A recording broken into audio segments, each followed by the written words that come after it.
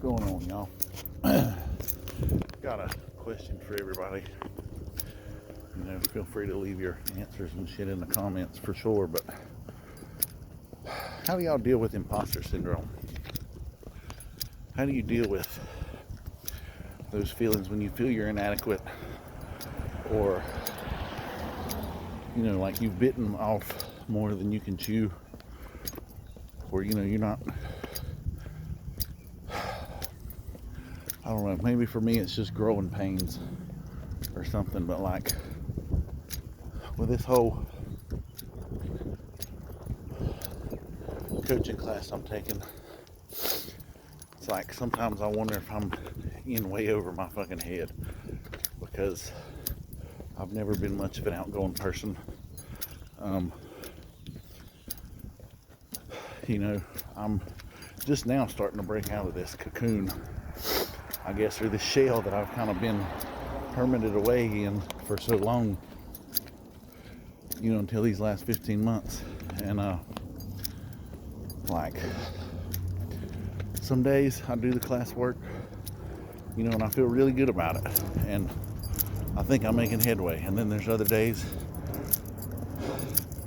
those fucking intrusive thoughts and shit creep in my head, and they're like, what the fuck are you even doing, Andrew? Like, you can't do this shit. You're a fucking former drug addict. Like, nobody's gonna listen to what the fuck you gotta say.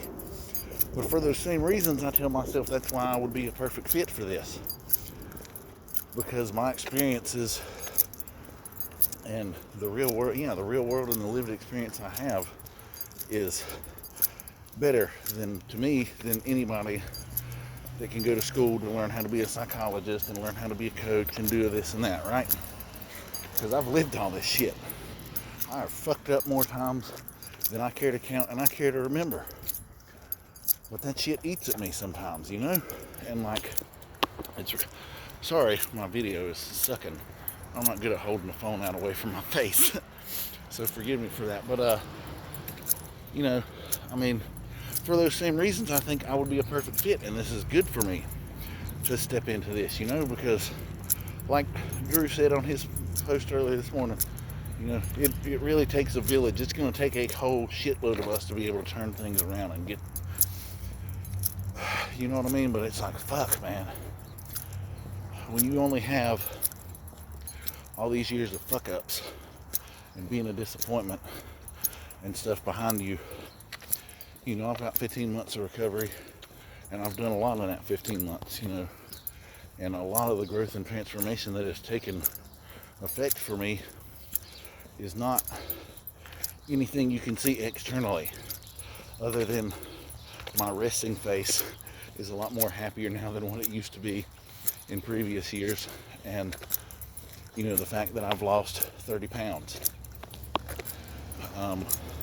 Everything else is all internal, in here and up here.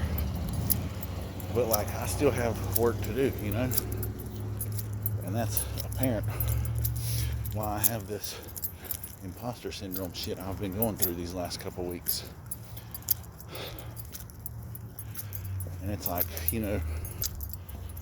when you've talked badly to yourself and not loved yourself and not spoken kindly to yourself, for well over a decade probably. And I'm still learning how to try and get my self-confidence back, and it's getting better, like as time progresses. But fuck, man, shit sucks. Growing pains suck. They're a bitch, to be honest. Like, God almighty, man, fuck. It's just, I don't know. Sometimes the coach needs coaching. Sometimes the healer needs healing. Sometimes the one that speaks life into other people needs life spoken into them. And I got some of that this weekend when I was in Asheville. And it was a great recharge of my batteries, but I don't know. Part of me thinks that maybe, part of me thinks I need to really quit the job I have now, which is kind of absurd sounding. to just be able to solely focus on just this, my coaching and my class and stuff. And then the other part of me is like, you can't do that because you got fucking bills to pay, I lost, they came and took my Pathfinder 2 years ago, and I'll be goddamned if that ever happens again. Like, I did make that promise to myself, and I've stuck to it this far, But it's taken me the last 2 years, like January, the end of January, was the first time I've been current on my car payment in fucking like 3 years maybe. And I've just been paying just a little bit by a little bit, extra every month until it was finally brought back current at the end of January, as I said. And like, that's a hell of an accomplishment for me, but I don't want to have to go through that shit again. But I feel like, because I get up and I go to work 6 to 2:30 every day, I come home, change clothes sometimes, or I come here on my walks and come home, make dinner, spend some time with Jacob, talking to him and stuff if he's home and not out hanging with his buddies or whatever. And and then after I've got everything else done, then I focus on my class. But it's like, by that time it's fucking 7:30, sometimes 8 o'clock, and I go to bed at like 9:30. And it's like, goddamn squirrel, what the hell? Sorry, squirrel distracting a squirrel here. Woo!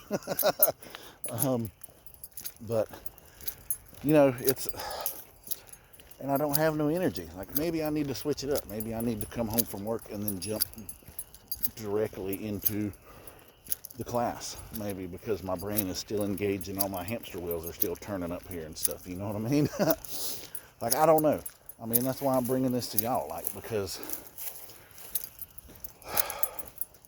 like I said earlier, sometimes the helper needs help too. So any advice or kind of words or something y'all can give me to help get me through this shit or get me out of this fucking place, like, because fuck, man, it sucks. Like, and that's really an understatement. But I mean, I don't know what else to do. I mean, I'm gonna finish it regardless, you know what I mean? Like, but god darn, man, trying to rewire your brain while doing all this other shit.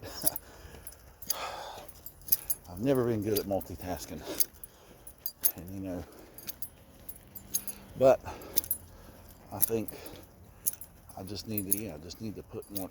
Fuck, I don't know. I'm leaving this out to y'all. Y'all let me know what you think, and I'm gonna try and get this shit off my fucking mind, clear my head while I'm walking, so maybe I can do a little bit better on focusing on shit tonight when I get home.